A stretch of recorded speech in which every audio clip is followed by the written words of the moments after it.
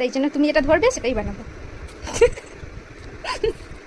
যেহেতু মোমোটা সিলেক্ট করেছে সেহেতু আমি কি করে মোমো বানিয়েছি চলো দেখাই। আমি বানিয়েছিলাম সোয়াবিনের পুরভরা মোমো, কারণ আমার কাছে সেই মুহূর্তে পনির বা চিকেন কোনোটাই ছিল না।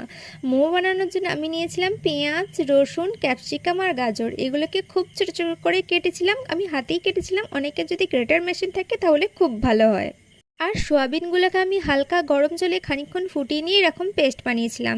পেস্টটা খুব মিহি করলে হবে না, একটুখানি দাঁতে লাগার মতো রাখতে হবে, জাস্ট একবার ঘুরিয়ে ছেড়ে দেবে।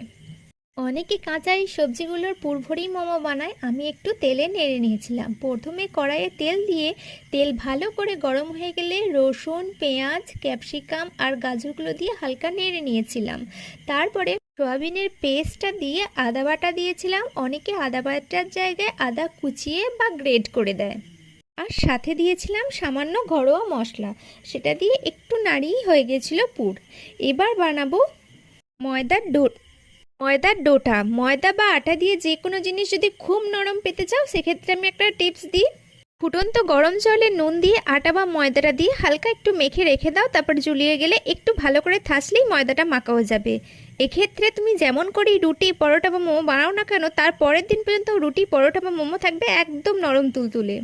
তারপরে এই ময়দার ডোগুলোকে যতটা পারো পাতলা করে বেলে নিয়ে তার মধ্যে পুর ভরে সেদ্ধ করে নিলেই হয়ে যাবে। ওই যেমন করে পুর ভরা পিঠে করে ঠিক তেমনভাবে, তবে একটু ফাঁকা ফাঁকা করে দেওয়ার চেষ্টা করবে।